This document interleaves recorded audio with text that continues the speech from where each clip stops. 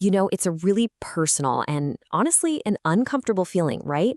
That little bit of tension you feel between your conscience and, well, the collection plate. In this explainer, we're going to lay out a path for navigating what financial integrity in ministry really looks like. Yeah, it's the kind of question that can genuinely keep you up at night. I mean, you love your church, you really admire your pastor, but something about the money just feels off. So, where's the line? At what point does staying loyal actually become you compromising your own values? Oh, you know this feeling. The sermon is powerful, you've seen real good happen in your community, but then the offering bucket comes around. And suddenly, there's this constant pressure, or maybe some appeals that just seem a little questionable. Or maybe there's just zero clarity on where the money goes, and it just makes you wince inside. And just like that, you've got this battle raging in your mind, right? One voice is saying, just stay, be loyal, overlook it. But the other voice is getting louder, saying, if I stay, am I becoming part of something unhealthy? So how do you get any clarity in a fight like that? Well, let's build a framework. All right, so to figure this out, we can't just go on gut feelings. We need something solid to stand on. And the source material really points us toward establishing a biblical bottom line for what financial integrity should look like. So let's start with the motive of the leadership. This verse from 1 Peter, it's crystal clear. Leaders are supposed to serve because they want to, not for what they can get out of it. That phrase, filthy lucre, that's some strong language. It's a huge warning against letting money corrupt the whole reason for ministry in the first place. And this idea gets hammered home again right here. Look, it's not the money itself that's the problem. It's the love of money that's the real issue. It's like a root that, if you let it grow, can sprout all kinds of evil. So the thing we've really got to look at is the heart, the posture, behind all the finances. Okay, so based on these principles, we can really boil this all down to 3 key pillars. These are the things you can use to evaluate the financial health of any ministry. We've got motive, method, and accountability. Motive, method, accountability. Let's break that down. And here it is. This is really the guiding principle for the whole thing. In God's house, money should be a tool for ministry. The minute ministry becomes a tool for money, we've got a problem. Just asking that one question, which is serving which, that's a really powerful gut check.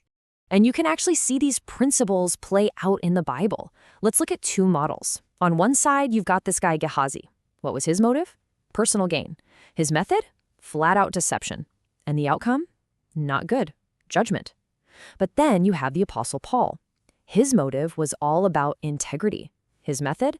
Total transparency. He actually brought other people in to handle the money, so no one could even accuse him of anything. The outcome? The ministry was protected.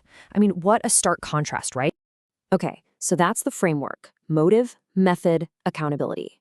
But how do you actually apply this to your situation? Let's get super practical and walk through a few diagnostic questions you can start asking. All right, first question.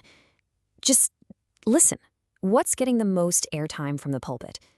Is money being talked about more than Christ and discipleship? If the financial talks are constantly overshadowing the core messages of faith, well, that's a pretty big red flag about where the focus really is. Next up, think about how they ask for money.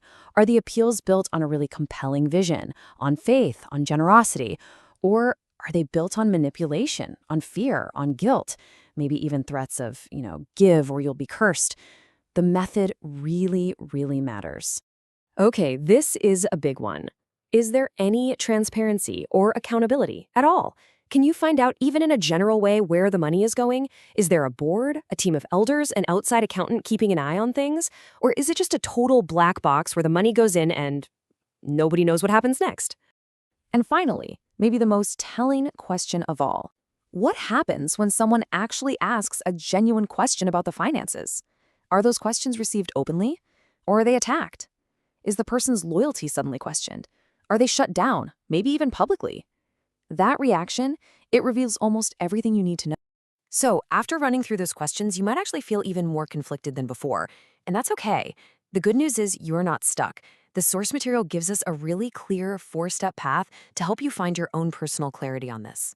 Let's just walk through these steps. Okay, step 1, start by looking inward. Examine your own heart. Make sure your concern is coming from a good place. Step 2, look outward. If you can, respectfully try to get some understanding, ask some questions. Step 3, observe. Watch very closely how the leadership responds to any hint of accountability. And then step 4, that's the personal one. Based on all that, you have to decide what your conscience can live with. Now, let's zoom in on that third step, because honestly, it's so critical. The response from leadership, it reveals the reality of the situation. Healthy signs, you'll get explanations, you'll see openness.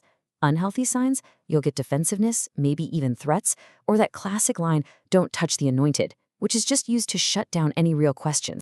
And this brings us to what is, without a doubt, the hardest part, step 4. If what you're seeing is a consistent pattern of manipulation and zero accountability, staying might actually be a compromise of your integrity.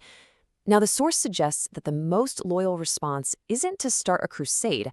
It might be to first step down from any leadership roles, maybe stop giving for a while, and if things don't change, to quietly transition somewhere else where your conscience can finally be at peace. You know, this whole process, it can feel like a betrayal. It really can. And that's why this last part of our explainer is so important. It's all about reframing that script in your head so you can see your decision not as an act of disloyalty, but as an act of integrity. Just let this one sink in for a second. Being loyal to a man of God does not mean you have to silence your conscience when it comes to money. True loyalty is to God first and to the integrity of his house. It never, ever requires you to ignore those warning bells. And here's another powerful truth for you. If something has integrity, it can be questioned. It's that simple. Genuine integrity isn't afraid of questions. In fact, it welcomes them because there's nothing to hide. So if you're in a system where you can't ask honest questions, that system has a problem, period. And this is the final and maybe the most sobering thought. When transparency is totally impossible and nothing is changing, there comes a point where your presence, your staying, your giving, it can start to feel less like faithfulness and more like a quiet endorsement of the very thing that's bothering your conscience. So, in the end, after looking at the principles and asking all the hard questions, it really just comes down to this. No one else can answer this for you. And look, the goal is not to find a perfect church. They don't exist. The goal is to find a church where integrity is valued and where your conscience can be clear. So the final question is simply, what is your conscience asking of you?